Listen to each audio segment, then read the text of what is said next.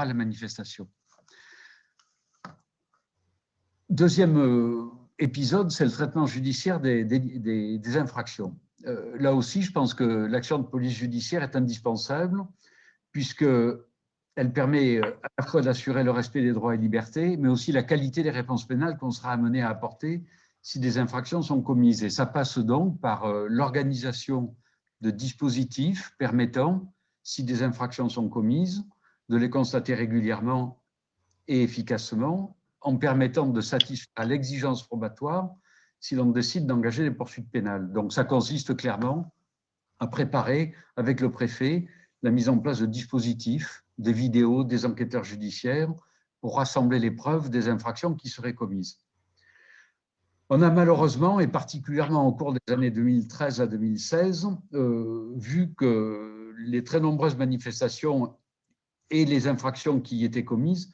mettaient en lumière les très nombreuses irrégularités de procédure qui étaient constatées dans les procédures et qui se traduisaient essentiellement par des avis très tardifs au parquet des gardes à vue et des retards dans la notification des gardes à vue aux personnes, ce qui entraînait donc le plus souvent leur remise en liberté, mais aussi de grandes difficultés pour caractériser les infractions commises et les imputer aux personnes interpellées. On avait donc à l'époque, on s'était livré avec le préfet Michel Cadot à un exercice de retour d'expérience de rétex pour voir de quelle façon on pouvait mieux travailler et améliorer ces dispositifs compte tenu des problèmes que nous rencontrions. Dans ce cadre-là, on avait mis au point une fiche d'interpellation qui devait être remplie par chaque CRS ou gendarme mobile qui avait interpellé quelqu'un, fiche qui décrivait bien sûr l'identité de l'agent de gendarmerie ou de police, qui décrivait les circonstances de l'infraction, de l'interpellation, l'infraction constatée et les modalités de celle-ci, fiche qui devait être remise immédiatement lorsque le gendarme ou le CRS amenait la personne interpellée à un OPJ. La fiche devait être remise à l'OPJ en même temps que la personne interpellée. On avait aussi imaginé des procès-verbaux de contexte qui étaient systématiquement rédigés par la DOPC de la préfecture de police et qui servaient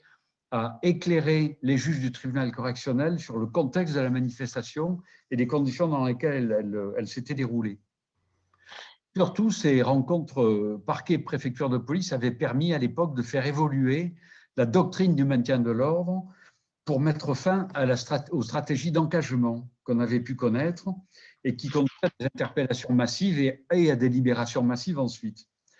Lors d'une manifestation, j'en ai connu à la suite d'un engagement 312, donc 312 interpellations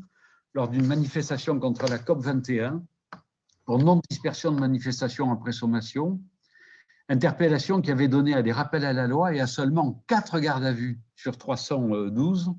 pour violence sur personne dépositaire de l'autorité publique. Ce n'était pas satisfaisant. On avait donc fait évoluer la doctrine d'interpellation dans le sens d'un meilleur ciblage des personnes interpellées pour effectuer des gardes à vue qui correspondent vraiment à la réunion de preuves matérielles et donc pour éviter des interpellations de masse qui en réalité ne servent à rien, qui se compliquent à l'extrême la prise en charge des personnes interpellées et se traduisent le plus souvent par des nullités de procédure et donc par des remises en liberté des personnes interpellées.